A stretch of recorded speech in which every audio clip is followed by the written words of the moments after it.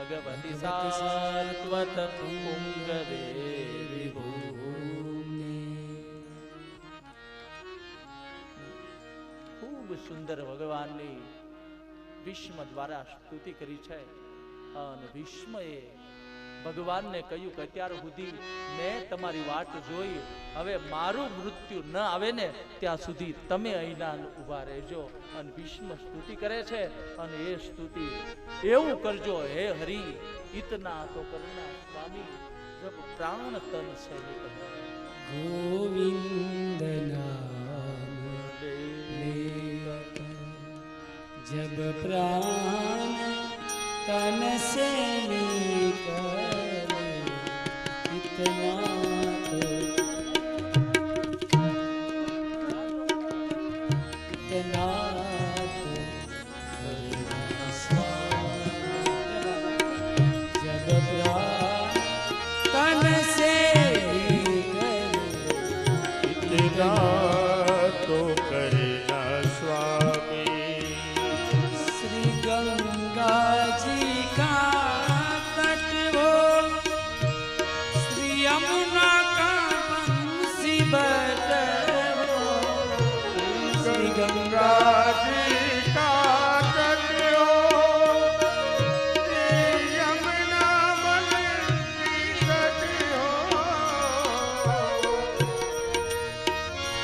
मेरा सावरा निकट हो, मेरा सावरा निकट हो. जब प्राण तन से निकाले, इतना तो करना स्वामी. उस वक्त जल्दी आना, उस वक्त जल्दी आना. नहीं श्याम भूल जाना, नहीं श्याम भूल जाना. बंसी की धुन सुनाना, बंसी की धुन सुनाना. जब प्राण तन से निकाले, जब प्राण तन से निकाले, इतना तो करना स्वामी. जब प्राण तन से निकले, इतना तो करना स्वामी. जब प्राण कंठ आवे, कोई रोग ना सतावे. जब प्राण कंठ आवे, कोई रोग सतावे. यम दर्शन दिखावो, यम दर्शना यम दर्शन दिखावो.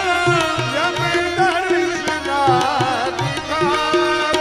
जब प्राण तन से निकाले, जब प्राण तन से निकाले, इतना तो करना स्वामी, इतना तो करना स्वामी, इतना तो करना स्वामी. હે હરિ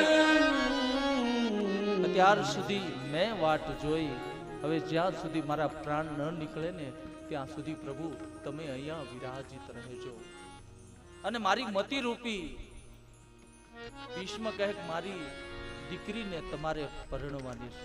આપણને પ્રશ્ન થાય, આજીવન અખંડ બ્રહ્મચર્યનું પાલન કરનાર ભીષ્મને દીકરી આવી ક્યાંથી? તો મતિ રૂપી કન્યાને, મારી બુદ્ધિ રૂપી દીકરીને તમારે વરવાનો છે. અને ભીષ્મએ એનો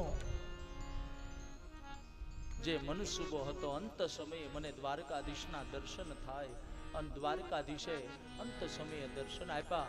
ભીષ્મએ પોતાની લીલા સંકેલી અને પરમધામ ગયા છે. આ બાજુ અભિમન્યુ 7 કોઠાના યુદ્ધમાં સાતમા કોઠામાં હણાયો છે. એની ઉતરા અને ઉતરાના ઉદરેથી, કારણ ઉતરાનું રક્ષણ બ્રહ્માસ્ત્રનું સંધાન કર્યું ભગવાને. એના ઉદરમાં જઈ અને પરીક્ષિતની રક્ષા કરી. ચારે દિશાએ પરીક્ષિત જોવે છે કે ઉદરમાં મારું રક્ષણ કર્યું છે ક્યાં, એને ક્યાંય નજરે ન દેખાણા ને, એટલે આ રક્ષિતી તિતિક્ષવાન ઇતિ પરીક્ષિતઃ.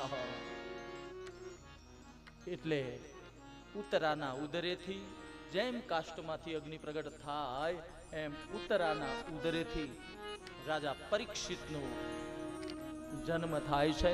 બોલીએ પરીક્ષિત મહારાજ કી જય. પરીક્ષિત, અહીંયા પરીક્ષિત રાજાના જોશ જોડાવ્યા છે.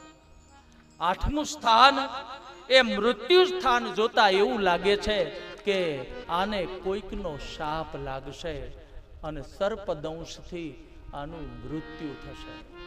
હવે આપણા જ બાળકના જ્યારે જન્મ કુંડળી જન્મ ગ્રહો દેખાડીએ અને કોઈક આવીને એમ કહે કે આમ થશે તો આપણને ચિંતા થાય ને.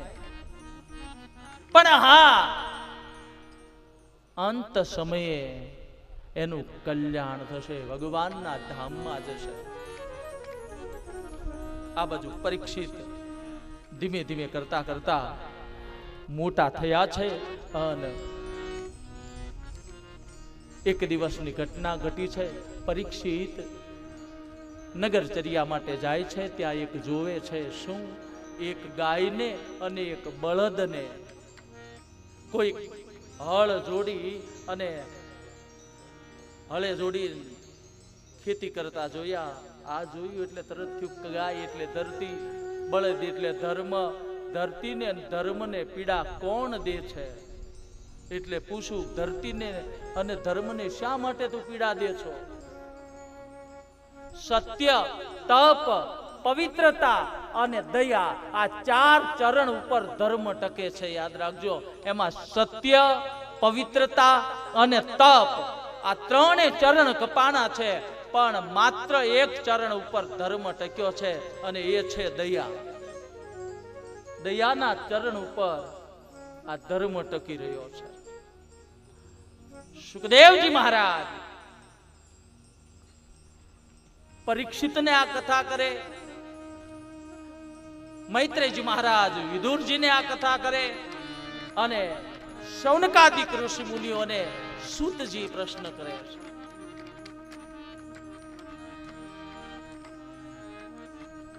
વળી પાછા પરીક્ષિત ધર્મને અને ગાયને રક્ષણ કરી અને કહે છે ધર્મ ગાયની રક્ષા કરવા માટે જ પરીક્ષિત આરક્ષત આવ્યા છે.